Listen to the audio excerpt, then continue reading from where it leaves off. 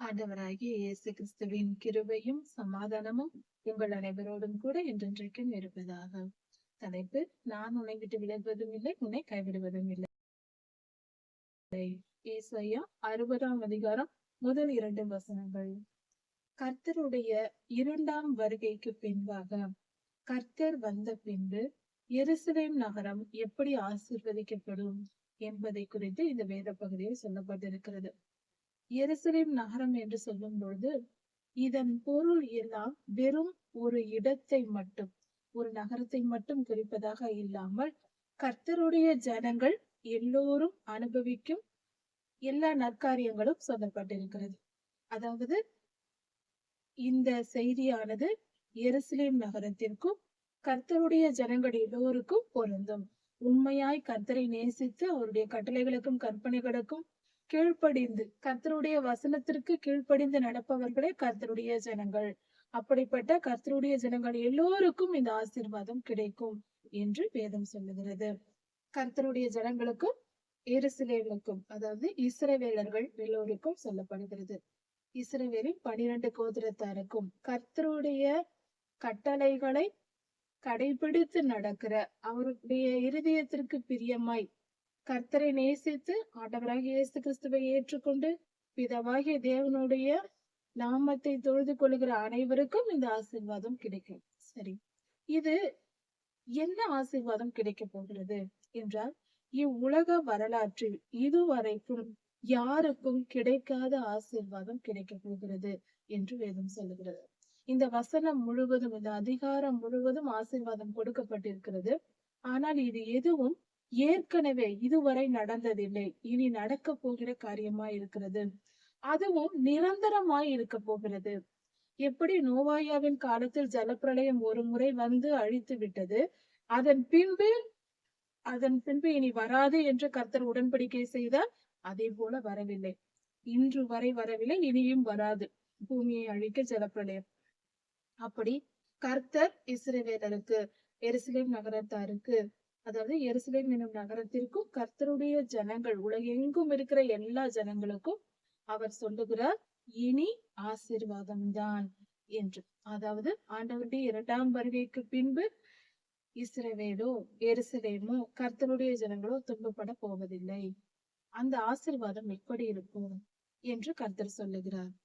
எழும்பி பிரகாசி, உன் ஒளி வந்தது, கர்த்தருடைய மகிமை உன்மேல் உதித்தது. எழும்பி பிரகாசி. எழும்பு என்று சொல்லும் பொழுது விழுந்து கிடப்பவர்களை தான் எழும்பு என்று சொல்லுவோம். பொதுவாக நின்று கொண்டிருப்பவர்களை யாரும் எழும்பு என்று சொல்ல போவதில்லை. விழுந்து கிடப்பவர்கள், துன்பத்திலும் துயரத்திலும் ஒடுங்கி கிடப்பவர்களை எழும்பு எழும்பு என்று நாம் சொல்லுவோம் பொதுவாக. கர்த்தரும் அப்படித்தான் சொல்கிறார், எழும்பி பிரகாசி என்று சொல்லுகிறார். தன் வெளிச்சத்தை எல்லாம் இழந்து உடைக்கப்பட்ட நிலையில், நொறுக்கப்பட்ட நிலையில் கர்த்தருடைய ஜனங்களும் இஸ்ரவேல் தேசமும் எருசலேமும் ஒடுங்கி கிடக்கும். மிகுந்த துன்பத்தில் எழுந்திருக்க முடியாத அளவுக்கு மகா பெரிய துன்பம் ஒன்று வரும். அந்த கிறிஸ்துவின் ஆட்சியை குறிக்கிறது, மகா உபத்திரவ காலத்தை குறிக்கிறது. அப்படி அந்த காலத்தில் கர்த்தருடைய ஜனங்களும் இஸ்ரேல் தேசமும் மிகுந்த துன்பத்திற்குள்ளாகும். ஏனென்றால் இஸ்ரேல் தேசத்தில் 3ஆம் தேவாலயம் கட்டப்படும் போது இஸ்ரவேலர்கள் என்ன நினைத்து கட்டுவார்கள்? கர்த்தருக்கென்று நாம் தேவாலயம் கட்டுகிறோம் என்று நினைத்துதான் பரிபூரணமாக முழுமையான கர்த்தருடைய கட்டளைகளின்படியே எல்லா காரியங்களும் முழுமையாய் நிறைவேற்றுவார்கள். அதற்கான ஆயத்த பணிகள் செய்து 40 வருடங்களாக பொருட்களை எல்லாம் காவல் காத்து வைத்துக் கொண்டிருக்கிறார்கள். டெம்பிள் இன்ஸ்டிடியூட் என்று இருக்கிறது இஸ்ரேல் தேசத்தில். அங்கு இன்னும் பத்திரமாக எல்லா பொருள்களையும் ஆயத்தம் செய்து வைத்திருக்கிறார்கள், ஆசாரியர்களின் உடை உட்பட. யாத்ராகம புஸ்தகத்தில் ஆசரிப்பு கூடாரம் எப்படி இருக்க வேண்டும் என்று சொல்லப்பட்டிருக்கிறது. அந்த முறைமையின்படி தேவையான எல்லா பொருட்களையும் தயாரித்து அப்படியே வைத்திருக்கிறார்கள். எல்லாம் தங்கத்தாலும் வெண்கலத்தாலும் வெள்ளியினாலும் செய்யப்பட வேண்டியவை எல்லாம் செய்து ஆயத்தமாய் இருக்கிறது. ஆனால் இன்னும் அந்த காலம் வரவில்லை, தேவாலயம் கட்டப்படவில்லை. இந்த 3ஆம் தேவாலயத்தை கடைசியில் எருசலேமில் இஸ்ரவேலர்கள் கட்டுவார்கள். அப்படி கட்டும் பொழுது என்ன நடக்கும் என்றால், முதலில் எல்லா தேசங்களோடும், அதாவது குறிப்பிட்ட சில தேசங்களோடு சமாதான உடன்படிக்கை செய்துதான் தேவாலயம் கட்டுவார்கள். கட்டி முடிக்கும் வரைக்கும் துன்மார்க்கன் அமைதியா இருந்துவிட்டு கட்டிய பின்பு தேவாலயம் கட்டிய பின்பு கர்த்தருடைய உடன்படிக்கை பெட்டி இருக்க வேண்டிய இடத்தில் இந்த பொல்லாத அந்தி கிறிஸ்து எழும்பி போய் அவன் உட்காருவான். இது பாழாக்கும் அருவருப்பு என்று தானியேல் ஐயாவின் புஸ்தகத்தில் எழுதப்பட்டிருக்கிறது. தானியேல் 12ஆம் அதிகாரத்திலும் கொடுக்கப்பட்டிருக்கிறது. இந்த பாழாக்கும் அருவருப்பு நடக்கும். அதாவது இந்த உலகத்திலே ஆதியாகம காலத்தில் பொல்லாத சாத்தான் ஏவாள் அம்மாவை வஞ்சித்து இந்த பூமியின் மேல் அதிகாரம் பெற்றான். அவன் இன்று வரை அவனுடைய ஆளுகை இங்கு நடந்து கொண்டிருக்கிறது. அவன் மனிதர்களை பயன்படுத்தி பல தீமையான காரியங்களை செய்து பலரை அக்னி கடலுக்கு தள்ளி கொண்டிருக்கிறான். அவன் செயல்கள் இங்கு நிறைவேறி கொண்டிருக்கிறது. அதனால்தான் இங்கு பாவம், துன்மார்க்கம், அக்கிரமம், அநீதி எல்லாம் நிறைவேறி கொண்டிருக்கிறது. இது அவன் செய்கிற பாவத்தின் வழியா இருக்கிறது. அதன் உச்சமாக அவன் இந்த காரியத்தை செய்வான். சாத்தானின் உச்சக்கட்ட பாவம் கர்த்தருக்கு நிகராய் உட்காருவது. ஏசாயா 14, எசேக்கியேல் 28 அதிகாரங்களில் உலக தோற்றத்திற்கு முன்பே, மனிதர்கள் உருவாவதற்கு முன்பே கர்த்தரிடத்தில் அவன் பெருமைப்பட்டான். அவன் தேவ தூதனாய் இருந்தான். கர்த்தருடைய சன்னிதானத்தில் கர்த்தருக்கு பிஏ போல அவன் செயல்பட்டு கொண்டு வந்திருந்தான். அதாவது கர்த்தருடைய வலது கையாய் இருந்து அவன் செயல்பட்டான். அப்படி இருக்கையில் அவன் கர்த்தருக்கு மேலாக என் சிங்காசனத்தை உயர்த்துவேன், அவருக்கு நிகராக உன்னதங்களில் ஏறுவேன் என்று சொன்னான். தேவதூதனாய் இருந்தவன் தள்ளப்பட்டு சாத்தானாய் மாறினான். இப்பொழுது அவனுடைய அதே நோக்கம் இன்னும் அதையே வைத்துக் கொண்டிருக்கிறான். மனிதர்களை பிடித்து கொண்டு, மனிதர்களை பயன்படுத்தி அதே போல கர்த்தருக்கென்று ஒரு தேவாலயம் கட்டி கர்த்தருக்கு நிகராக உட்கார வேண்டும் என்ற அந்த எண்ணத்தை அவன் நிறைவேற்ற போகிறான். அதாவது 3ஆம் தேவாலயத்தில் வந்து கர்த்தருடைய கிருபாசனத்தின் மேல் அவன் வந்து உட்கார வருவான். அந்த நொடி, அந்த நேரத்தில் ஆண்டவராய் இயேசு கிறிஸ்து வருவார். அவர் 2ஆம் வருகையில் வந்து அவனை அழித்து போட்டு இஸ்ரேல் தேசத்திற்கு விரோதமாய் செயல்பட்ட எல்லா தேசங்களையும் அழித்து போட்டு, துன்மார்க்கரை, தீயவர்களை அழித்து போட்டு அவர் ராஜாதி ராஜாவாய் அரசாண வருவார். அதுதான் 2ஆம் வருகை. அப்படிப்பட்ட நல்ல காரியம் நடக்கிற காலம் என்பது அடுத்து இன்னும் 10 தலைமுறையிலே, 5 தலைமுறையிலே, நம்முடைய தலைமுறையில், நம்முடைய வாழ்நாளில் இந்த சம்பவங்கள் நடக்க போகிறது. கர்த்தருடைய 2ஆம் வருகை வரப்போகிறது. அதற்கு முன்பாக இந்த அந்தி கிறிஸ்து அதிகமாக ஆட்டம் போடுவான். அவனுடைய செயல்கள் படு பயங்கரமா இருக்கும். அவன் யாரை எதிர்க்க போகிறான்? அவனை போன்ற பாவிகளையா? இல்லை, நம்மை போன்ற கர்த்தருடைய ஜனங்களே. அதனால் நமக்கு துன்பம் அதிகம் உண்டாகும். உபத்திரவங்களும் மகா உபத்திரவ காலம் என்று 2 பகுதிகளாக இருக்கிறது. இந்த 2 பகுதிகளையும் பிரிக்கக்கூடிய சம்பவமாக எடுத்துக்கொள்ளப்படுதல் நடக்கும். இப்படி பொல்லாதவன் பூமியை துன்பப்படுத்துவான். அதாவது அவன் துன்பப்படுத்துவது என்பது இதுவரைக்கும் வரலாற்றில் இடம்பெறாத அளவுக்கு, இதுவரை இந்த பூமியில் நடக்காத அளவுக்கு மகா உபத்திரமும் துன்பமும் நேரிடும். நடந்தால் என்ன, இது வந்தால் என்ன, வரும் என்று தெரிந்து கொள்வோம், அதை மனதால் ஏற்றுக்கொள்வோம். வரும் என்பதை ஏற்றுக்கொள்வோம், அந்த செய்தியை ஏற்றுக்கொள்வோம். கடினமான காலங்களுக்குள் நாம் பிரவேசிக்க போகிறோம் என்பதை ஏற்றுக்கொண்டு, மனதார ஏற்றுக்கொண்டு ஆயத்தப்படுவோம். எப்படி ஆயத்தப்படுவது? விசுவாசத்தில் உறுதியா இருக்க வேண்டும்.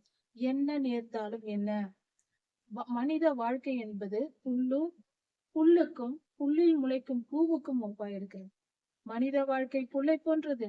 மனிதனுடைய மேன்மை புல்லில் இருக்கும் பூவை போன்றது. சரி, அப்படி என்றால் என்ன? சீக்கிரத்தில் வளர்ந்து சீக்கிரத்தில் காய்ந்து போகும். மரம் போல அல்ல, புல்லை போன்றது நம் வாழ்க்கை. அதனால் நாம் உலக வாழ்க்கை வாழக்கூடிய இந்த காலங்களுக்கு அதிக முக்கியத்துவம் கொடுக்காமலும், இந்த உலகத்தின் இச்சைகளை மூழ்கி கிடக்காமலும் இருக்க வேண்டும். கர்த்தர் ஏன் இதை சொல்லுகிறார்? இதை நாம் அதிகமா யோசிக்க வேண்டும். அதாவது இந்த பூமியில் வாழ்கிறோம். இந்த பூமியை படைத்து கொடுத்தது கர்த்தர் தான். இதில் இருக்கிற உணவுப் பொருட்களை படைத்து கொடுத்ததும் கர்த்தரே. இதில் இருக்கிற அழகான காரியங்களை, இன்பமான காரியங்களை எல்லாம் கர்த்தர் தான் ஏற்படுத்தி நமக்கு ஆயத்தப்படுத்தி கொடுத்திருக்கிறார். ஆனாலும் அவைகளின் மேல் இச்சை வைக்காதே என்று சொல்லுகிறார். அவர் தானே கொடுத்தார், அவர் தந்த பூமி தானே.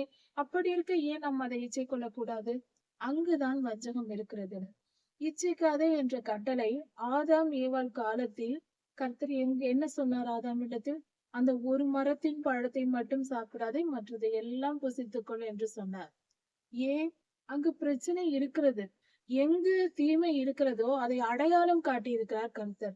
அதே போல என்று சொல்லுகிறார், உலகத்தின் காரியங்களை இச்சிக்காதே என்றால், உலகத்தின் காரியங்களை இச்சிக்க வைத்து அதன் மூலம் சாத்தான் நம்மை தோற்கடிப்பான் என்பது பொருள். நம்முடைய தோல்வி உலக இச்சைகளில் இருக்கிறது. பரிசுத்தம் என்பது நம்மை கர்த்தருடைய ராஜ்யத்தில் கொண்டு போய் சேர்க்கிறதா இருக்கிறது. அதாவது பொல்லாதவன் பயன்படுத்தும் ஆயுதம் இந்த உலகத்தில் இருக்கிற பொருள்கள் எல்லாம், உலகத்தில் இருக்கிற பொருள்கள், விஷயங்கள் எல்லாம். அதாவது நாம் அதிகமாய் டிவி பார்க்கிறவர்களாக இருக்கலாம், மெகா சீரியல் பார்க்கிறவர்களாக இருக்கலாம், சில நேரங்களில் கிரிக்கெட் பைத்தியமாக இருக்கலாம். இப்படி ஒவ்வொரு காரியங்களிலும் சினிமா பாட்டு கேட்பதில் பைத்தியமா இருப்பது, இப்படி ஏதாவது ஒரு காரியத்தில் நாம் அடிமைப்பட்டு பைத்தியமா இருப்போம். சிகரெட், சாராயம் போன்ற எந்த பொருளா இருந்தாலும் சரி, எதற்காக இருந்தாலும் சரி, இப்படி அடிமைப்பட்டு கிடக்கும் போது என்ன நடக்கும்? அதுதான் நமக்கு பிரதானமா இருக்கும். இப்படி ஏதாவது ஒரு காரியத்தில் நாம் அடிமைப்பட்டு இருந்தால், அந்த அடிமைத்தனத்தை அந்த ஒரு பொருளுக்காகவோ அந்த ஒரு விஷயத்திற்காகவோ யார் பேச்சையாவது நாம் கேட்க வேண்டிய நிலை ஏற்படும். அவர்களை பயன்படுத்தி அவர்களுக்குள் பொல்லாதவன் புகுந்து நம்மை ஆளுகை செய்ய தொடங்குவான். கர்த்தரை விட்டு நாம் இவன் பேச்சை கேட்க வேண்டிய நிலை ஏற்பட்டுவிடும். இதனால்தான் கர்த்தர் சொல்லுகிறார், உலகத்தில் எதையும் விக்கிரகமாக்காதே என்று. அப்படி என்றால் ஒரு மனைவி கணவனையோ, பிள்ளைகளையோ, பெற்றோர்களையோ விக்கிரகமாக்க கூடாது. ஒரு குடும்பத்தில் யாரையா இருந்தாலும் சரி, ஆணா இருந்தாலும் பெண்ணா இருந்தாலும், இன்னொரு மனிதனை, உறவினர், நண்பர்கள் யாரா இருந்தாலும் அவர்களை விக்கிரகமாக்க கூடாது. அப்படி என்றால் கர்த்தரை விட இவர்கள் எனக்கு முக்கியம், கர்த்தரை விட நான் அதிகமா இவரை நேசிக்கிறேன் என்று யாரையும் சொல்லக்கூடாது. முதல் அன்பு, ஃபர்ஸ்ட் லவ் என்று சொல்வார்கள், அது கர்த்தர் மேல் இருக்க வேண்டும். அதற்கு அடுத்தது உலக காரியங்கள் எதுவாய் இருந்தாலும், அதாவது படிப்பு, வேலை, கண்களின் இச்சைக்கு பொழுதுபோக்கு அம்சங்கள் எதுவாக இருந்தாலும், நமக்கு பிடித்த காரியங்கள், முக்கியமாக பணம், நகைகள், இப்படி எதுவாக இருந்தாலும் சரி, பதவி, புகழ், இது கூட புகழ்ச்சி கூட, இப்படி எதையுமே விக்கிரகமாக்க கூடாது. இதிலும் இன்னும் கொஞ்சம் ஆழமாக சொல்ல வேண்டும் என்றால், நாம் ஊழியம் செய்தால் ஊழியத்தை கூட விக்கிரகமாக்க கூடாது. கர்த்தரை விட மேலாக ஊழியத்தை நினைக்க கூடாது. ஊழியத்தை அக்கறையாய் செய்ய வேண்டும், பொறுப்பாய் நடக்க வேண்டும். ஆனால் கர்த்தரை மிஞ்சி செய்யக்கூடாது. கர்த்தர் முதலிடம், அதன் பின்பு அவர் தந்த ஊழியம். இந்த வழிமுறையில் நாம் நடக்க வேண்டும். அப்படி ஊழியத்திற்கே நாம் அப்படி செய்ய வேண்டும் என்றால் மற்ற உலக காரியங்களை எங்கு வைக்க வேண்டும்? அதை விட கீழே தான் வைக்க வேண்டும். இப்படி நம்முடைய மனதில் இடம் கொடுத்தால்தான் நாம் பரிசுத்தமாய் வாழ முடியும். கடைசி காலத்தில் நாம் பொல்லாத அந்தி கிறிஸ்துவின் வலையில் விழாமல், அவனுடைய வஞ்சகத்தில் ஏமாந்து போகாமல் இருக்க வேண்டும் என்றால் இந்த முறை நமக்கு தெரிந்திருக்க வேண்டும். எந்த காரியம் வந்தாலும், எந்த நிலை வந்தாலும் கர்த்தருக்கே முதலிடம் தர வேண்டும். அப்படி இன்றும் ஒவ்வொரு நாளும் அநேகம் இரத்த சாட்சிகள் உலகத்தில் மறைத்து கொண்டிருக்கிறார்கள். கர்த்தர் தான் எனக்கு தேவை என்று தங்கள் ஜீவனையும் பாராமல் கொடுக்கிற இரத்த சாட்சிகள் இந்த உலகத்தில் இருக்கிறார்கள். யோசித்து பார்ப்போம். எல்லோரும் அதே மனநிலையில் இருக்க வேண்டும். கர்த்தருடைய பிள்ளைகள் பக்தி வைராக்கியத்தோடு கர்த்தருக்காக நான் எதையும் இழப்பேன் என்ற நிலையில் இருக்க வேண்டும். எதையும் இழப்பேன் என்றால் நாம் ஏதோ பெரிய காரியத்தை கர்த்தருக்கு தியாகம் செய்வதாக நம்ம நினைத்துக் கொள்ளக்கூடாது. நாம் எதை கொடுத்தாலும் அது அற்பமானதுதான் கர்த்தருக்கு. நம் ஜீவனையே நாம் கொடுக்கிறோம் என்றாலும் நாம் தான் சொல்லிக்கொள்ளலாம், ஜீவனையே தருகிறேன் என்று. நம் ஜீவனை நமக்கு அவர் கொடுத்ததும் அவர்தான், எடுக்க போவதும் அவர்தான், அந்த ஜீவனை உருவாக்கியதும் அவர்தான். அது அவருடைய சொத்து. அதை கொடுத்து விட்டு நாம் அதையே பெரிதாய் கொடுக்கிறோம் என்று கூட பேச தேவையில்லை, நாம் நினைத்துக் கொள்ள தேவையில்லை. அவருடையது அவருக்கு கொடுக்கிறோம், அவ்வளவுதான். நாம் எவ்வளவு அற்பமானவர்கள் என்பதை புரிந்து கொள்ள வேண்டும். நாம் கர்த்தரின் கருத்தால் படைக்கப்பட்ட ஒரு படைப்பு, அவ்வளவுதான். மனிதர்கள் என்றால் ஆஹா ஓஹோ நான் பெரியவன் என்ற எண்ணம் நமக்கு கூடவே கூடாது. அவரின் படைப்பு, அவருடைய பரலோக ராஜ்யத்தில் அவர் சிங்காசனத்தில் உட்கார்ந்திருக்கும் பொழுது நாம் ஒரு மூலையில் நாம் கோடி கோடி ஜனங்கள், கோடிக்கணக்கான ஜனங்கள், எத்தனை கோடி ஜனங்கள் கூடி இருக்கிற இடத்தில் நாமும் ஒரு மனிதனாக போய் ஒரு பரிசுத்தவனாக ஒரு மூலையில் நாம் நிற்க போகிறோம். பல கோடி ஜனங்களில் நாமும் ஒருவர். அதை புரிந்து கொள்ளும். அதாவது இவ்வுலகத்தில் உயர்ந்த ஸ்தானத்தில் பரிசுத்தவானாய் இருந்தால் நாம் அங்கு போய் அப்படித்தான் இருக்க போகிறோம். அப்படி என்றால் நம்முடைய நிலை என்ன என்பதை யோசித்து பார்ப்போம். நாம் கர்த்தருக்கு கீழ்ப்படிந்து பரிசுத்தமாய் வாழ்ந்து முடித்து கர்த்தருடைய ராஜ்யத்திற்கு போனால் அங்கு ஏதாவது ஒரு இடத்தில் ஒரு சிறிய இடம் நமக்கு கிடைக்கும். கர்த்தர் நமக்கு தருவார். அதுதான் அவ்வளவு மேன்மையானது. அதுவே நம்மால் சந்தோஷத்தை தாங்க முடியாது. அந்த அளவுக்கு அது பெரியதா இருக்கும். அந்த அளவுக்கு இன்பமாய் இருக்கும். அப்படி என்றால் நாம் எவ்வளவு சிறியவர்கள். நம்மை நாம் தாழ்த்துவோம். நம்மை எந்த விதத்திலும் உயர்த்த வேண்டாம். நான் அதிகமாய் படித்திருக்கிறேன், அதிகம் பணம் வைத்திருக்கிறேன், அதிக அழகாய் இருக்கிறேன், அதிகமான புகழ்ச்சி எனக்கு இருக்கிறது, அதிகமான புகழ் இருக்கிறது என்று பெருமை வேண்டாம். இது மட்டுமல்ல, இன்னொரு பெருமை இருக்கிறது. நான் அதிகம் வேதம் வாசித்திருக்கிறேன், அதிக வசனங்கள் எனக்கு தெரியும், நான் நன்றாக பிரசங்கம் செய்வேன். இப்படியெல்லாம் பெருமைப்பட்டாலும் தவறுதான். நான் மிகப்பெரிய பரிசுத்தவான் என்று சொன்னாலும் அதுவும் தவறுதான். அதை நம்மால் சொல்ல முடியாது. அதை கர்த்தர் தான் சொல்ல வேண்டும். நாம் எந்த அளவுக்கு உத்தமர்கள், பரிசுத்தவான்கள் என்று நமக்கு தெரியாது. நமக்குள் என்னென்ன வஞ்சகம் இருக்கிறது என்று தெரியாது. தெரிந்திருந்தாலும் ஓரளவுதான், முழுமையாய் தெரியாது. கர்த்தர் சொன்னால்தான் அது முழுமையான காரியம், உண்மையான காரியமாய் இருக்கும். அப்படி நம்மை நாமே அறிந்து கொள்ள முடியாத நிலையில் தான் மனிதனுடைய மனமும் அறிவும் இருக்கிறது. நம்முடைய அறிவு கொஞ்சம். நம்மை நாமே நிதானிக்க தெரியாது. இன்று நாம் நினைத்து கொண்டிருக்கலாம், நான் நல்லவர்கள், நான் இப்படி இருக்கிறேன், அப்படி இருக்கிறேன் என்று சொல்லிக் கொண்டிருக்கிறேன். நான் வேத வசனத்தின்படி வாழ்கிறேன், கர்த்தருடைய வசனத்தை கை கொள்கிறேன், கர்த்தருடைய ஊழியத்தை செய்கிறேன், கர்த்தருக்கு பரிசுத்தமாய் வாழ்கிறேன் என்று நாம் இன்று நினைத்து கொண்டிருக்கிறோம். நாளைக்கு ஏதாவது மிகப்பெரிய சோதனை, கடினமான காலங்கள், கடினமான சோதனை ஏதாவது வந்தால் அதில் நாம் என்ன செயல்படுவோம் என்று நமக்கே தெரியாது. நம்முடைய மனநிலை எப்படி இருக்கும் என்று நமக்கு எப்படி தெரியும்?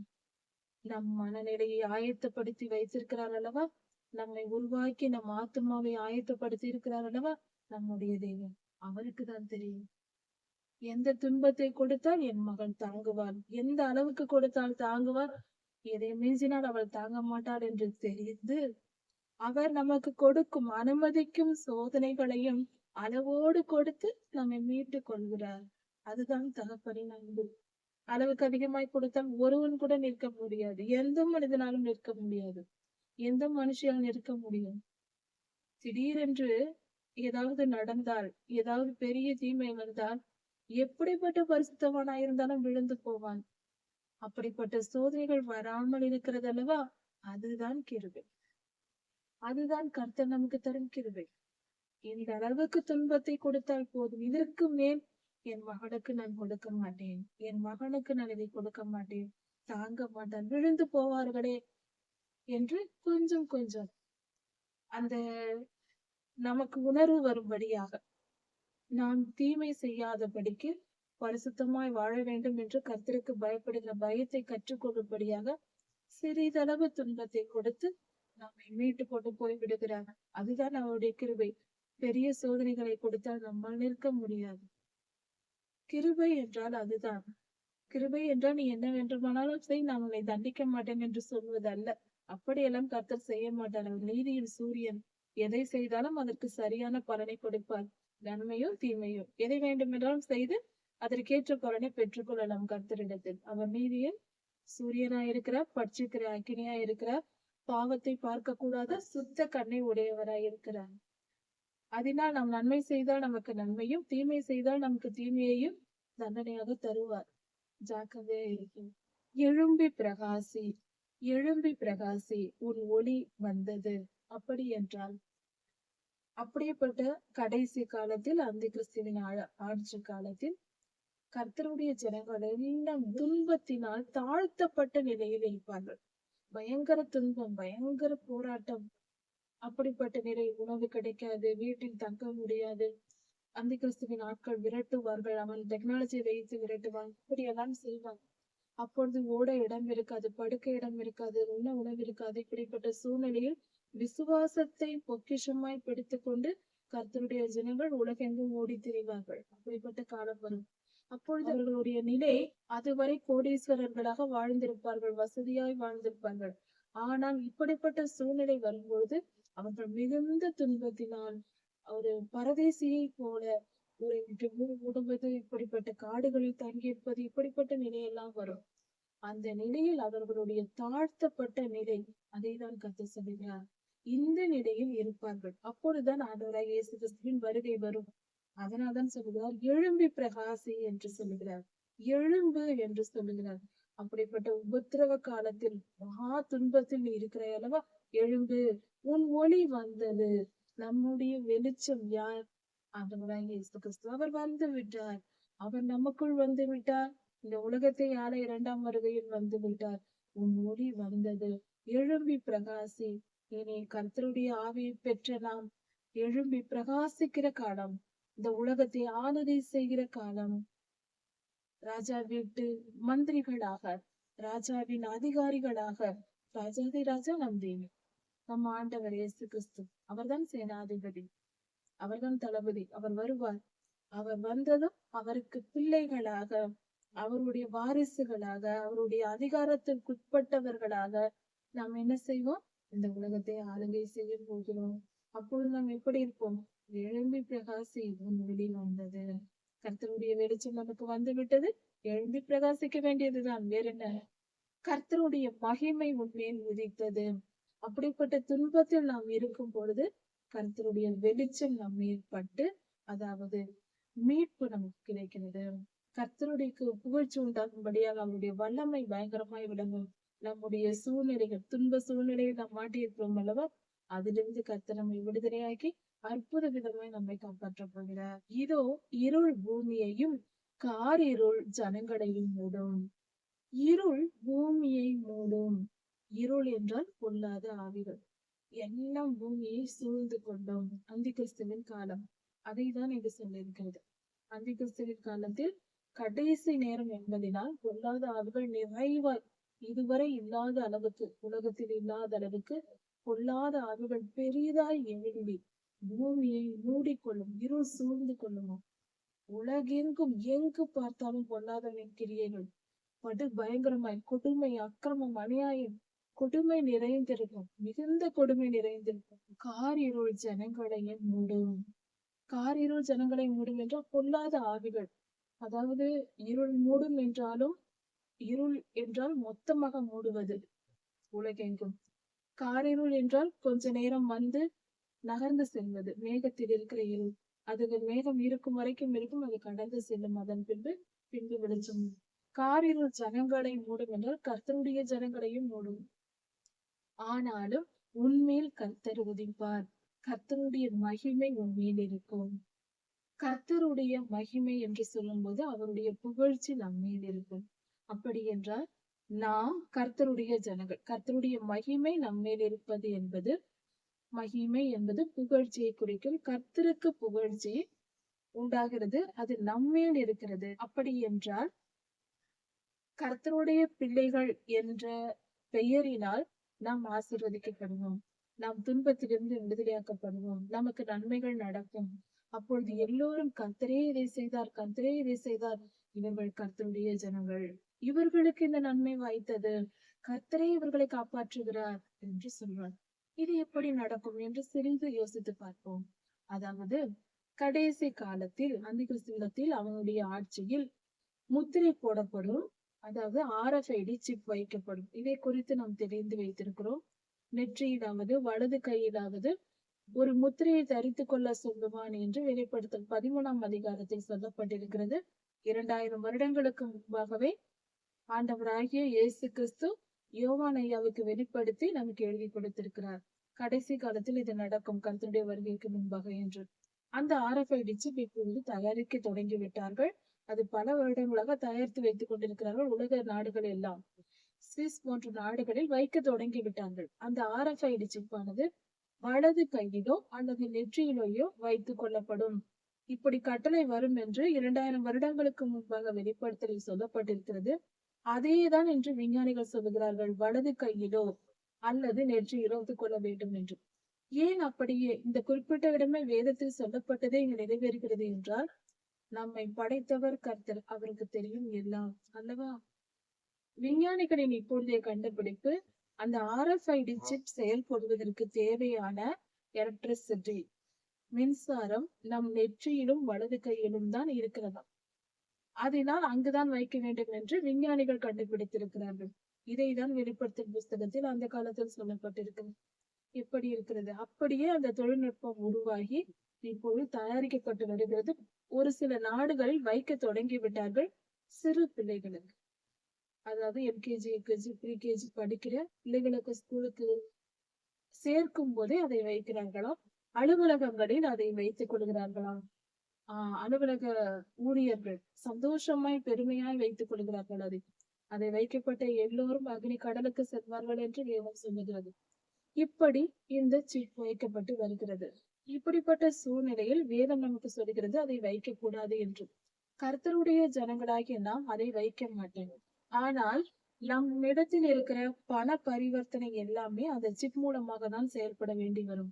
அதாவது பணம், அதாவது டிஜிட்டல் பேமெண்ட் உலகெங்கும் செயல்படுத்தப்படும். அதனால் ரூபாய் நோட்டுகளோ காயின்களோ கிடைக்காது. அப்படி இருக்கும்போது இந்த டிஜிட்டல் கரன்சி மட்டும்தான் என்று சொல்லும் பொழுது அதை பயன்படுத்த ஜனங்கள் தொடங்கும் போது நம்மால் அது இல்லாமல், இந்த சிப் இல்லாமல் எந்த பொருளையும் வாங்கவோ விற்கவோ முடியாது. இப்படிப்பட்ட ஒரு சூழ்நிலையை அந்திகிறிஸ்து வேண்டும் என்று செய்வார். உலக நாடுகள் எல்லாம் இதை ஏற்றுக்கொண்டு செயல்படும். அப்பொழுது நாம் உணவுக்கு என்ன செய்வது? எந்த பொருளையும் வாங்க முடியாது என்றால் ஒரு தீக்குச்சி கூட வாங்க முடியாது அல்லவா? அந்த நிலை ஏற்படும். அந்த நிலையில் கர்த்தர் அவருடைய மகிமை நம்மை விளங்க பண்ணுவார். எலியா ஐயா அவர் நதியின் ஓரத்தில் சாரிபாத் ஊர் விதவையின் வீட்டிற்கு செல்வதற்கு முன்பாக நதியின் ஓரத்தில் குகையில் தங்கி நதியின் நீரை குடித்து வாழ்ந்து கொண்டிருந்தார். அவரிடத்தில் எந்த பணமும் இல்லை, எந்த பொருளும் இல்லை. ஆனாலும் காகம் காலையில் அப்பத்தையும் இரவில் மாலை நேரங்களில் அவருக்கு மாமிசத்தையும் கொண்டு வந்து கொடுத்து பல நாட்கள் எலியாவை போஷித்தது. கர்த்தர் அதை காகத்தை ஏற்படுத்தியிருந்தார். இஸ்ரவேலரின் வனாந்திர பயணத்தில் 40 வருடங்கள் வானத்திலிருந்து மன்னா விழுந்து அந்த ஜனங்கள் தண்ணீர், கர்த்தர் கொடுத்த தண்ணீரையும் மன்னாவையும் பூசித்து வாழ்ந்தார்கள். 40 வருடங்கள் இது நடந்தது. இப்படி கர்த்தர் அவர்களை போஷிக்க அறிந்திருக்கும் போது கடைசி காலத்தில் நம்மையும் அப்படி போஷிப்பார். பணம் இல்லாமல், பொருள் இல்லாமல் நமக்கு ஆகாரம் கிடைக்கும். கர்த்தர் எப்படியும் தருவார். விசுவாசத்தோடு நாம் காத்திருக்க வேண்டுமே தவிர நாம் மனதில் உறுதியோடு இருக்க வேண்டும். இந்த காரியங்களை மனதில் வைத்துக் கொள்ள வேண்டும். இதற்காக தான் இந்த விதவை சாரிபாத் விதவையின் வாழ்க்கையில் நடந்தது, எலியாவுக்கு நடந்தது, இஸ்ரவேலரின் வனாந்திர பயணத்தில் நடந்த காரியங்கள் நமக்கு வேதத்தில் கொடுக்கப்பட்டிருக்கிறது. கடைசி காலத்தில் இதை நாம் செயல்பட வேண்டும். இதை புரிந்து கொண்டு விசுவாசத்தோடு இருக்க வேண்டும் என்பதற்காக தான். இப்படி நாம் அதிசய விதமாய் அற்புதங்களால் நமக்கு ஆகாரம் கொடுக்கப்படும். நாம் வாழ்நாட்கள் வாழ முடியும். இதே போல சிங்கை கெபியிலே தானியேல் ஐயா காக்கப்பட்டார். மிருகங்கள், நாம் காட்டில் இருக்க வேண்டிய சூழ்நிலை ஏற்பட்டால் மிருகங்கள் நம்மை ஒன்றும் செய்யாது என்பதற்கு தானியேல் ஐயாவின் காரியங்கள் கொடுக்கப்பட்டிருக்கிறது. நாம் விசுவாசத்தோடு இருப்பதற்கு நம்மை பலப்படுத்திக் கொள்ள உதவுகிறது. அதே போல ஆண்டவராகிய இயேசு கிறிஸ்து 5 அப்பம் 2 மீனை 7000 பேருக்கு சுமார் 20-30,000 ஜனங்களுக்கு அவர் பங்கிட்டு கொடுத்தார் என்று பார்க்கிறோம். இப்படி கர்த்தர் அந்த மல்டிபிளிகேஷன் என்னும் அந்த ஆசீர்வாதத்தை அவர் தந்து அந்த வரத்தை பயன்படுத்தி நம்மை பாதுகாப்பார். இந்த காரியங்கள் எல்லாம் சொல்லப்பட்டிருப்பது கடைசி காலத்தில் இதெல்லாம் நாம் நினைவு கூர்ந்து வாழ்வதற்கே. நாம் நம் சோதனை காலத்தில், அதாவது அந்திகிறிஸ்துவின் ஆட்சியில் நாம் சிக்கிக் கொள்ளாமல் புரிந்து செயல்படுவதற்கே கர்த்தர் இந்த சம்பவங்களை கொடுத்திருக்கிறார். இதையெல்லாம் படித்து தெரிந்து நாம் விசுவாசத்தில் உறுதிப்பட்டிருந்தால் கடைசி கால அந்திகிறிஸ்துவின் ஆட்சியில் நம்மால் பிழைத்திருக்க முடியும். அவனை எதிர்த்து நிற்க முடியும். விசுவாசத்தில் உறுதியா இருக்க முடியும். விசுவாசத்தை விட்டு விழுந்து அக்னிகிடக்கு போக வேண்டியதுதான். உயிர் போனாலும் பரவாயில்லை, உடனே பரலோகத்திற்கு போய்விடலாம். இந்த நாளே நம் பரலோகத்திற்கு செல்லும் நாள் என்று பொருள். கர்த்தருடைய பிள்ளைகள், கர்த்தரை நேசிக்கிற உண்மையான பிள்ளைகள், அவர்களுடைய மரண நாள் என்பது என்ன? பரலோகத்திற்கு செல்லும் நாள். இந்த உலகை விட்டு செல்லுகிறோம் என்று வேதனைப்பட வேண்டிய அவசியம் என்ன இருக்கிறது? இது சபிக்கப்பட்ட பூமி. இதை விட்டு நாம் எங்கு போக போகிறோம்? பரலோகம் செல்ல போகிறோம். அது ஆசீர்வதிக்கப்பட்ட இடம். கர்த்தரோடு இருக்க போகிறோம். சந்தோஷமான காரியம் தானே. அதை நாம் புரிந்து கொண்டு நாம் செயல்பட வேண்டும். அதனால் எதையும் பெரிதுபடுத்தாமல் நாம் விசுவாசத்தில் உறுதியாயிருக்க வேதவசனத்தை தியானிப்போம், அதிகமாய் கற்றுக்கொள்வோம். அதனால் நாம் கர்த்தருக்கு பிரியமானவர்களாய் மாறுவோம், நாம் பரிசுத்தம் அடைவோம், விசுவாசத்தில் உறுதிப்படுவோம். எந்த சோதனை வந்தாலும் நம்மை ஒன்றும் செய்ய முடியாது. நான் உன்னை விட்டு விலகுவதும் இல்லை, உன்னை கைவிடுவதும் இல்லை என்று சொல்லி நம் தேவன் நம்மோடு கூட இருந்து நம்மை பாதுகாத்துக் கொள்வார். நம் தகப்பன் நம்மை ஒருபோதும் கைவிட மாட்டார். அவர் கண்மணி போல நம்மை காத்துக் கொள்வார். ஏசாயா 60ஆம் அதிகாரம் 3ஆம் வசனம் முதல் 13ஆம் வசனம் வரை. உலகெங்கும் இருக்கிற கர்த்தருடைய ஜனங்களும் இஸ்ரவேலின் கோத்திரத்தார் 12 கோத்திரத்தாரும் யூதர்களும் கர்த்தருக்கு பிரியமாய் கர்த்தரை நேசிக்கிற அனைவருக்கும் கர்த்தர் தரும் ஆசீர்வாதம் இங்கு சொல்லப்பட்டிருக்கிறது. இது ஆண்டவராகிய இயேசு கிறிஸ்துவின் 2ஆம் வருகையில் நடக்க போகிற காரியம். அதற்கு முன்பாக மிகப்பெரிய துன்பங்களை கர்த்தருடைய ஜனங்கள் சந்திப்பார்கள். அதாவது இங்கு குறிக்கப்பட்டிருக்கிற ஜனங்கள் மனிதர்கள் யார் யார் என்றால், ஒரே வார்த்தையில் சொல்ல வேண்டும் என்றால் கர்த்தருடைய ஜனங்கள். அப்படி என்றால் ஆண்டவராகிய இயேசு கிறிஸ்துவை ஏற்றுக்கொண்டு வேத வசனங்களை தியானித்து அதை கடைபிடித்து வாழ முயற்சி செய்கிற கர்த்தருடைய பிள்ளைகள், கர்த்தருடைய உடன்படிக்கையை ஏற்றுக்கொண்டவர்கள், கர்த்தருக்கு கீழ்ப்படிந்து நடக்கிறேன் என்று விசுவாசித்து கர்த்தர் மேல் விசுவாசம் வைத்து ஒப்புக்கொண்டவர்கள் கர்த்தருடைய ஜனங்களாய் இருக்கிறோம். அப்படிப்பட்டவர்களுக்கு மிகுந்த துன்பமும் மகா பாடுகளும் மகா உபத்திரமும் இந்த உலகத்தில் ஏற்படும். அந்த சமயத்தில் அவர்கள் உபத்திரவ நிலையில் இருக்கும் பொழுது கர்த்தருடைய 2ஆம் வருகை இருக்கும். அப்பொழுது தேவாலயம் கட்டப்பட்டிருக்கும், 3ஆம் தேவாலயம் எருசலேமில். அங்கு பொல்லாத அந்தி கிறிஸ்து வந்து அமர்ந்திருப்பார். அந்த சமயத்தில் ஆண்டவராகிய இயேசு கிறிஸ்து வந்து விடுவார். அப்பொழுது அதன் பின்பாக அவன் அழிக்கப்படுவான். பூமியில் எங்கும் அதாவது தீமை அழிக்கப்படும், பொல்லாத ஆவிகள் எல்லாம் அழிக்கப்படும், பூமி பரிசுத்தமாகும். ஏதேனில் ஆதி காலத்தில் இருந்தது போல ஆவிகளற்ற பூமியாய் இருக்கும். அப்படி பொல்லாத ஆவிகளற்ற பூமியாய் இருக்கும். அப்பொழுது கர்த்தருடைய பிள்ளைகள், கர்த்தரோடு கூட வந்த பரிசுத்தவான்கள் கர்த்தரோடு சேர்ந்து இந்த பூமியை அரசாளுகை செய்வார்கள். அப்பொழுது என்னென்ன நடக்கும்? கர்த்தருடைய ஜனங்கள் எப்படி ஆசீர்வதிக்கப்படுவார்கள் என்று சொல்லப்பட்டிருக்கிறது. துன்மார்க்கர் அழிக்கப்படுவதும் கர்த்தருடைய ஜனங்கள் உயர்த்தப்படுவதும் நடக்கும் காரியம் இது. அந்த காரியத்தை தான் இங்கு சொல்லப்பட்டிருக்கிறது. இது 60ஆம் அதிகாரமா இருக்கிறது. இஸ்ரவேல் தேசத்தை குறித்து, எருசலேமை குறித்து கர்த்தர் சொல்லுகிறார். எருசலேம் என்னும் நகரத்தை வைத்துதான் அங்கு என்னென்ன நடக்கும் என்று இந்த வசனம், இந்த அதிகாரம் முழுவதும் சொல்லப்பட்டிருக்கிறது. இந்த வசனங்கள் சொல்லப்பட்டிருக்கிற காரியங்கள் எருசலேமை குறித்து சொல்லப்பட்டிருக்கிறது என்பது 14ஆம் வசனத்தை கவனிக்கும் போது தெரிந்து கொள்ளலாம். உன் வெளிச்சத்தின் இடத்திற்கு ஜாதிகளும் உதிக்கிற உன் ஒளியின் இடத்திற்கு ராஜாக்களும் நடந்து வருவார்கள் என்று சொல்லப்பட்டிருக்கிறது. உன்னுடைய ஒளியின் இடத்தில், எருசலேமின் ஒளியின் இடத்தில், வெளிச்சத்தின் இடத்தில் என்று சொல்லப்பட்டிருக்கிறது. எருசலேமின் வெளிச்சம் ஒளி என்று சொல்லும் பொழுது எருசலேமில் தான் முதல் வருகையின் போது கர்த்தர் சிலுவையில் தம்மைத்தாமே ஒப்பு கொடுத்து பலியானார். அவரே மெய்யான ஒளி என்று யோவான் 1ஆம் அதிகாரத்தில் சொல்லப்பட்டிருக்கிறது. நானே மெய்யான ஒளி என்று. அப்படியானால் கர்த்தருடைய ஒளியாகிய ஆண்டவராகிய இயேசு கிறிஸ்து முதல் வருகையில் எருசலேமில் வந்தார். எருசலேமில் பலியாக ஒப்பு கொடுக்கப்பட்டார். எருசலேமின் வெளிச்சம் அவர்தான், ஆண்டவராகிய இயேசு கிறிஸ்து தான். உன் வெளிச்சத்தின் இடத்திற்கு ராஜாக்களும் உன் ஒளியின் இடத்தில் ராஜாக்களும், அதாவது உன் வெளிச்சத்தின் இடத்திற்கு ஜனங்கள் வருவார்கள், உன் ஒளியின் இடத்திற்கு ராஜாக்கள் வருவார்கள் என்றால் உலகெங்கும் இருக்கிற ராஜாக்களும் உலகெங்கும் இருக்கிற கர்த்தருடைய ஜனங்களும் எருசலேமை நோக்கி வருவார்கள் என்று சொல்லப்பட்டிருக்கிறது. இது முழுக்க முழுக்க 2ஆம் வருகையில் நடக்கிற காரியம். அதற்கு முன்பாகவே இந்த காரியங்கள் நடக்க தொடங்கும். கர்த்தருடைய 2ஆம் வருகைக்கு முன்பாகவே. அதாவது இதில் 2 பொருள் உண்டு. இந்த தீர்க்க தரிசன புஸ்தகங்கள் எல்லாமே 2 பொருள் உண்டு. ஒன்று, ஆண்டவருடைய முதல் வருகை நடந்தது நிஜமாக இந்த இயற்கை மண்டலத்தில் சொல்லப்பட்டிருக்கிற காரியங்கள் அப்படியே நடக்கும். இரண்டாவது, தனி மனித வாழ்க்கையிலும் இது நடக்கும். இந்த 2 பரிமாணங்களிலும் ஏசாயா தீர்க்கதரிசன புஸ்தகம் நமக்கு வெளிப்படுத்துகிறது. இதில் எருசலேமை நோக்கி ராஜாக்களும் கர்த்தருடைய ஜனங்களும் வருவார்கள் என்பது ஒரு பொருள். இன்னொரு பொருள் ஒளி, வெளிச்சம் என்று சொல்லும் பொழுது அது ஆண்டவராகிய இயேசு கிறிஸ்துவை குறிக்கிறது.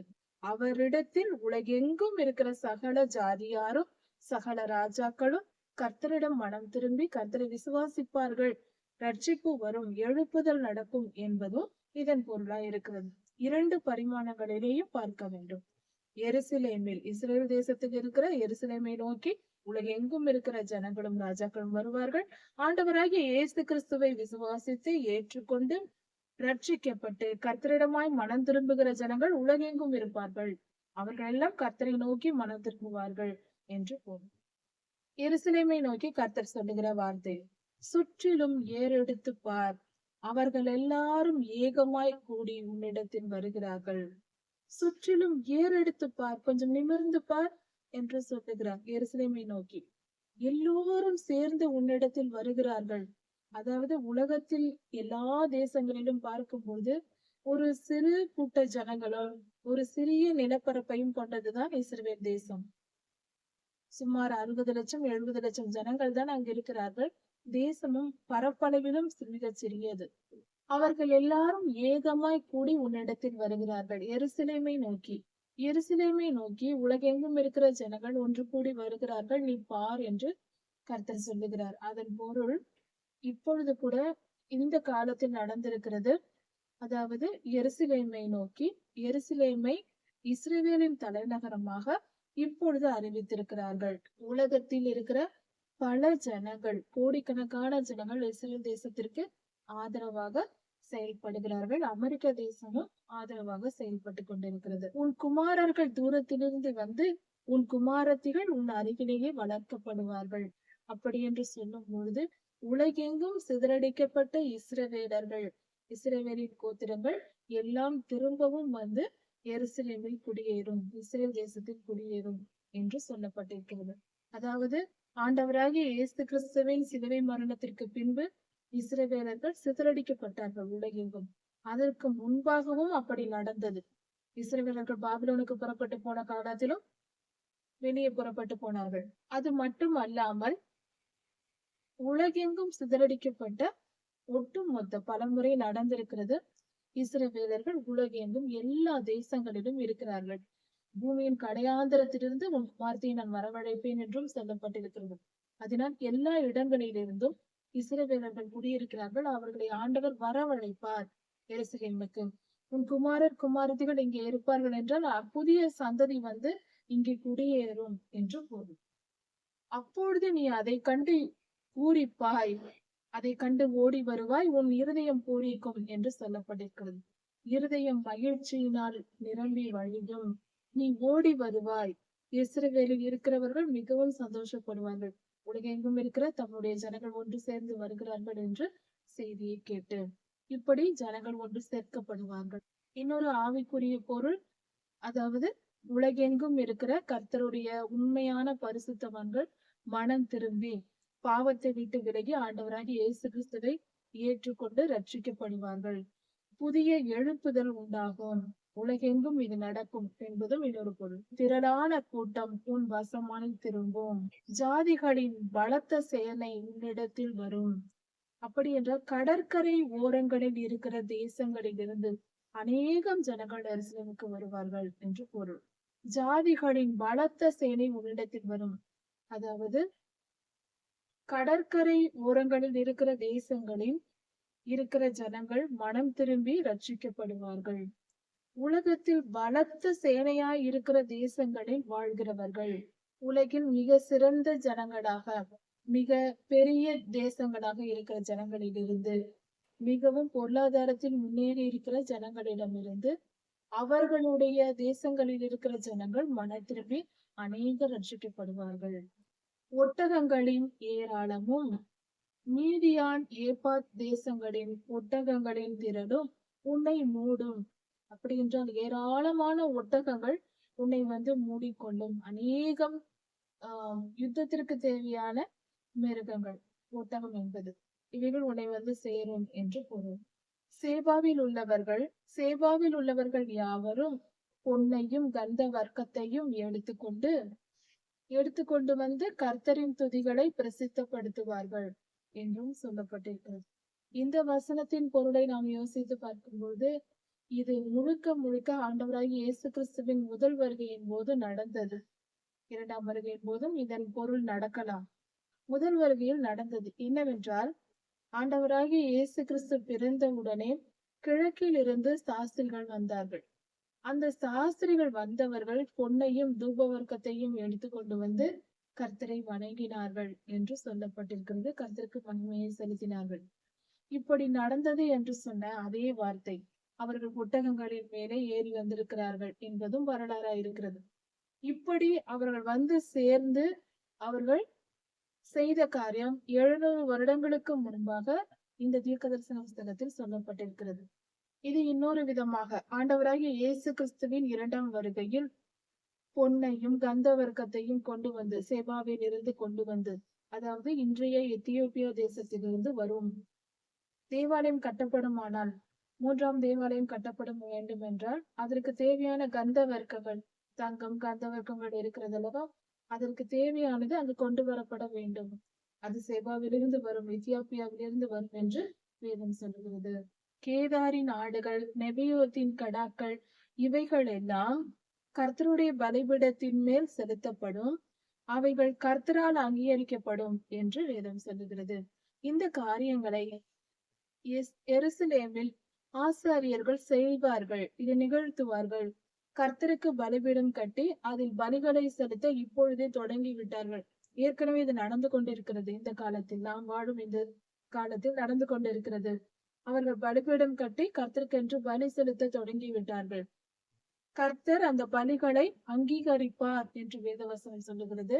அது மட்டுமல்லாமல், என் மகிமையின் ஆலயத்தை நான் மகிமைப்படுத்துவேன் என்று கர்த்தர் சொல்லுகிறார். என் மகிமையின் ஆலயம், கர்த்தருடைய மகிமையின் ஆலயமாய் வரப்போகிற 3ஆம் தேவாலயம் கட்டப்பட போகிறது. அதை கர்த்தர் மகிமைப்படுத்துவார், உயர்த்துவார், புகழ்ச்சி உண்டாகும்படி செய்வார். ஒரு பொருள். இன்னொரு பொருள், உலகெங்கும் இருக்கிற கர்த்தருடைய ஜனங்கள் கர்த்தருக்கு ஆலயமாய் இருக்கிறார்கள். அப்படிப்பட்ட கர்த்தருடைய ஜனங்கள் எழும்பி நின்று கர்த்தருக்கு மகிமை உண்டாகும்படி அநேக அற்புதங்கள், அடையாளங்கள் செய்வார்கள். தீர்க்க தரிசனங்கள் உரைப்பார்கள். அதெல்லாம் நிறைவேறும். இப்படிப்பட்ட காரியங்கள் நடக்கும். உலகெங்கும் மிகப்பெரிய எழுப்புதல் உண்டாகும். இதையும் குறிக்கிறது. மேகம் நகர்வது போல நகர்ந்து கொண்டு இருப்பதை போலவும், பலகணி வழியாக, அதாவது ஜன்னல்கள் வழியாக நுழைந்து செல்லும் புறாக்களை போலவும் பறந்து வருகிற இவர்கள் யார்? இப்படி பறந்து வருகிறார்களே, மேகம் போல வருகிறார்கள், புறா ஜன்னலில் நுழைவது போல அவர்கள் நுழைகிறார்களே, இவர்கள் யார் என்று கேட்கப்படுகிறது. கர்த்தருடைய ஜனங்கள் இப்படியாக கர்த்தருடைய சன்னதியில் சேருவார்கள்.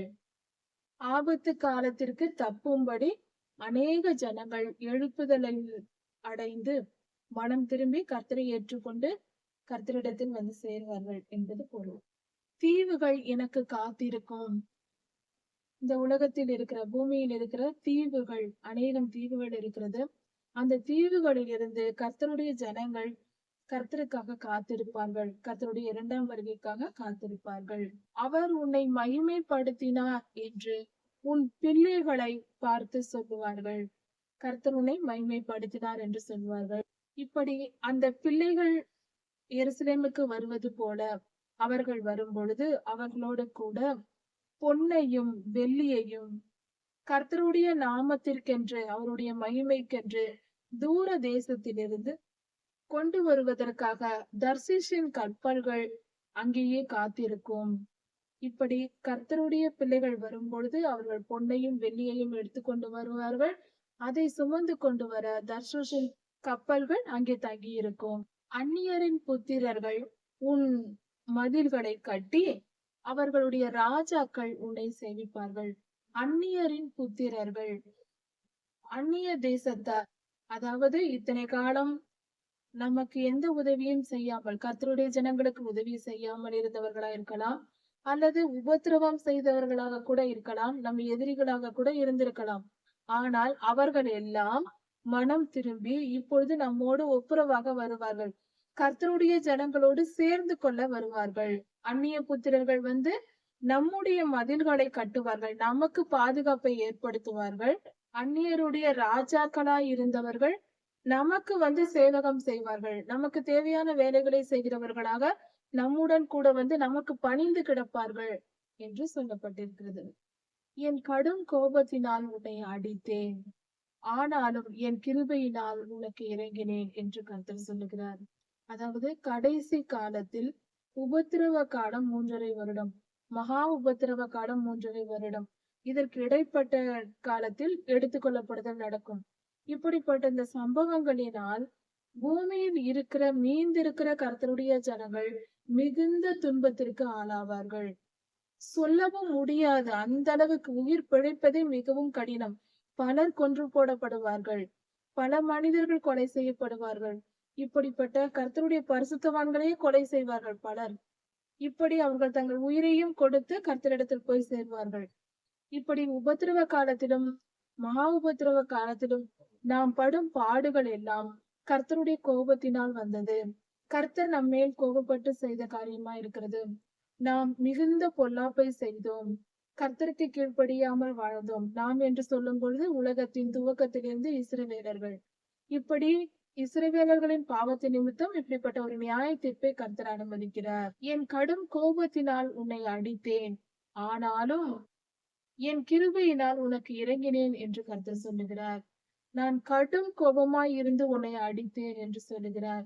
இந்த உபத்திரவ காலம், மகா உபத்திரவ காலம், நாம் படும் பாடுகள் எல்லாம் கர்த்தருடைய கோபத்தினால் வந்தது. கர்த்தருக்கு கோபம் வர காரணம் நாம் தான். ஆனாலும் என் கிருபையினால் உனக்கு இறங்கினேன் என்று கர்த்தர் சொல்லுகிறார். அவருடைய மகாபெரிய கிருபையினால் நாம் இரக்கம் பெற்று பிழைத்திருக்கிறோம். இல்லை என்றால் அவருடைய கோபத்திற்கு ஆளானால் நம்மால் வாழ முடியாது. அவர் கிருபையும் நமக்கு கிடைத்ததினால் தான் பிழைத்திருக்கிறோம். உன்னிடத்திற்கு ஜாதிகள் பலத்த சேனையை கொண்டு வரும்படிக்கும் அவர்களுடைய ராஜாக்களை கொண்டு வரும்படிக்கும் உன் வாசல்கள் பூட்டப்படாதிருப்பதாக. உன் வாசல்கள் இரவும் பகலும் எப்பொழுதும் பூட்டப்படாமல் திறந்திருக்கும். ஏனென்றால் அவர்கள் எல்லாம் வருவார்கள் என்ற எதிர்பார்ப்போடு. இப்படி இஸ்ரவேலர்களை எருசலேமை நோக்கி ஒரு கூட்ட ஜனங்கள் வந்து எருசலேமுக்கு ஆதரவாக செயல்படுவார்கள், எருசலேமுக்கு சேவகம் செய்வார்கள். அதாவது கர்த்தருடைய ஜனங்களிடம் மற்ற புறஜாதியார், கர்த்தரை ஏற்றுக்கொள்ளாத ஜனங்களும் வந்து சேவித்து அவர்கள் நமக்கு உதவி செய்கிறவர்களாக இருப்பார்கள். ஜாதிகளின் பலத்த சேனையை கொண்டு வரும்படிக்கும் ராஜாக்களை கொண்டு வரும்படிக்கும் உன் வாசல்கள் இரவும் பகலும் எப்பொழுதும் திறந்தே இருக்கும், மூடி இருக்காது என்று கர்த்தர் சொல்லுகிறார். உன் வாசல்கள் இரவும் பகலும் பூட்டி இருக்கும் என்றால் உன் வாசல்கள் இரவும் பகலும் பூட்டப்படாமல் திறந்தே இருக்கும். ராஜாக்கள் வருவார்கள், மற்ற சேனைகள் எல்லாம் வருவார்கள் என்று சொல்லப்பட்டிருக்கிறது. இதன் பொருள் உலகெங்கும் சுவிசேஷம் அறிவிக்கப்படும், ஊழியங்கள் தொடர்ந்து செயல்படும் 24 மணி நேரமும். அதனால் அநேகம் பேர் ரட்சிக்கப்பட்டு கர்த்தரிடமாய் வந்து சேருவார்கள், மனம் திரும்புவார்கள், விசுவாசம் வளரும், எழுப்புதல் உண்டாகும் என்று பொருள். உன்னை சேவிக்காத ஜாதியும் ராஜ்யமும் அழியும். உலகெங்கும் இருக்கிற கிறிஸ்தவர்களை அண்டிக் கொள்ளாமல் எதிர்த்து நிற்கிறவர்கள் அழிந்து போவார்கள். உலகெங்கும் இருக்கிற இஸ்ரவேலர்களை எதிர்க்கிறவர்கள் அழிந்து போவார்கள். அவர்களை ஏற்றுக்கொண்டவர்கள் ஆசீர்வதிக்கப்படுவார்கள் என்று பொருள். உனக்கு விரோதமாய் செயல்படுகிற ஜாதி அழியும், நிச்சயமாய் அழியும் என்று சொல்லப்பட்டிருக்கிறது. கர்த்தருடைய பிள்ளைகளுக்கு விரோதமாய் செயல்படுகிறவர்கள் அழிக்கப்படுவார்கள். எந்த தேசத்தில் எந்த நிலையில் இருந்தாலும் சரி, கர்த்தருடைய ஜனங்களுக்கு விரோதமாய் செயல்படுகிறவர்கள் நிச்சயம் அழிக்கப்படுவார்கள். கர்த்தருடைய நியாயத்திற்கு அவர்கள் மேல் வரும். அந்த ஜாதிகள் நிச்சயமாய் பாழாகும். அப்படிப்பட்டவர்கள் அழிக்கப்படுவார்கள். கர்த்தருக்கு விரோதமாகவும் திருச்சபைக்கு விரோதமாகவும் கர்த்தருடைய ஜனங்களுக்கு விரோதமாகவும் பேசுகிறவர்கள், செயல்படுகிறவர்கள் அழிக்கப்பட்டு போவார்கள். கர்த்தருடைய ஊழியக்காரரை பற்றி குறை சொல்லுகிறவர்கள், பேசுகிறவர்கள் அழிக்கப்பட்டு போவார்கள். சொல்லக்கூடாது. கர்த்தருக்கு விரோதமான அந்த ஜாதிகள் அழிக்கப்பட்டு போகும். கர்த்தருடைய பரிசுத்த ஸ்தானத்தை சிங்காரிக்கும்படியாக தேவதார விருட்சங்களும் பாய்மர விருட்சங்களும் புன்னை மரங்களும் கூட உன்னிடத்திற்கு கொண்டு வரப்படும். என் பாத ஸ்தானத்தை மகிமைப்படுத்துவேன். கர்த்தர் எருசலேமை உயர்த்துவார். எருசலேம் நகரம் உயிர்ப்பிக்கப்பட்டது போல, மீண்டும் உயிர் வந்தது போல அங்கு தேவாலயம் கட்டப்படும். கர்த்தருடைய ஜனங்கள் உலகெங்கும் இருக்கிறவர்கள் எருசலேமின் தேவாலயத்திற்கு வருவார்கள். கர்த்தருடைய நாமம் அந்த இடத்தில் மகிமைப்படும் என்று இந்த வேத பகுதி சொல்கிறது. உலகெங்கும் இருக்கிற ஜனங்கள் எருசலேமையும் கர்த்தருடைய தேவாலயத்தையும், மூன்றாம் தேவாலயத்தையும் கொண்டாடுவார்கள், புகழ்ந்து பேசுவார்கள். என் பாதஸ்தானத்தை மகிமைப்படுத்துவேன் என்று கர்த்தர் சொல்லுகிறார். கர்த்தருடைய பாதஸ்தானம், அவர் நிற்கும் இடமாக எருசலேம் இருக்கிறது. அவர் பாதம் வைக்கும் இடம், அவருடைய திருப்பாதங்கள் அங்கேயே இருக்க போகிறது. அதனால் கர்த்தர் அந்த இடத்தை மகிமைப்படுத்துவார். கர்த்தர் இப்படியாக ஆசீர்வதிப்பார் என்று சொல்லப்பட்டிருக்கிறது. இப்படியாக கர்த்தரை நம்பியிருக்கிற ஜனங்களும், கர்த்தருடைய ஜனங்கள் என்று கர்த்தருடைய வார்த்தையை கை கொண்டிருக்கிறவர்களும், எப்பொழுதும் கர்த்தர் மேல் வாஞ்சையாய் அன்பு கூர்ந்து விசுவாசித்து காத்திருக்கிற ஜனங்களும் ஆசீர்வதிக்கப்படுவார்கள். அவர்கள் கடைசி காலத்தில் கர்த்தரோடு சேர்த்துக் கொள்ளப்படுவார்கள். கர்த்தரோடு கூட நிச்சயமாய் நாம் வாழ்வோம். கர்த்தர் உங்களை ஆசீர்வதிப்பாராக. இதன் தொடர்ச்சியை அடுத்த செய்தி பார்க்கலாம். மாரநாதா.